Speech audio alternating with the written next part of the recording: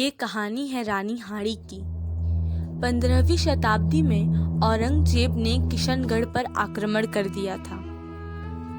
मेवाड़ के राजा किशनगढ़ को बचाने के लिए औरंगजेब से युद्ध कर रहे थे, किंतु औरंगजेब पूरी कायनात के साथ किशनगढ़ पाना चाहता था। इसीलिए उसने अपनी और सहायक सेना बुलवानी चाहिए ताकि युद्ध में विजय हो।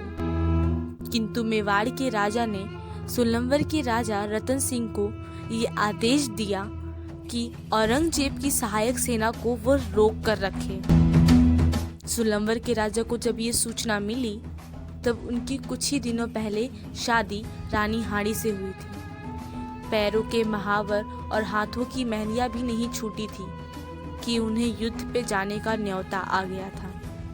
अपनी पत्नी से बहुत प्रेम करने के कारण वे युद्ध पे जाना कठिन हो रहा था, किंतु रानी के कई बार समझाने पर वे तैयार हुए।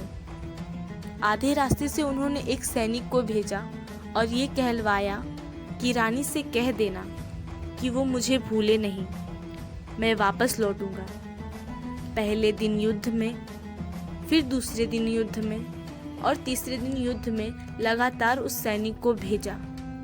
और जब तीसरे दिन भेजा तो उसके साथ एक पत्र भी भेजा था। उस पत्र में यह लिखा था कि अपने साथ कोई एक ऐसी निशानी भेजना जिसे देखकर मैं जी सकूं। रानी को जब ये पत्र मिला तो वे समझ गई थी कि वे उन पर हावी हो रही हैं। इसीलिए उन्होंने सैनिक को कहा कि जो मैं निशानी तुम्हें अब दे रही हूँ उसे केवल और केवल राजा को ही दिखाना। उसे ढक कर एक थाल में सुंदर सा सजाकर। इतना ही कहते ही रानी ने एक तलवार निकाली और अपना सर धड़ से अलग कर लिया। सैनिक सिर्फ देखता रह गया और रोने लगा।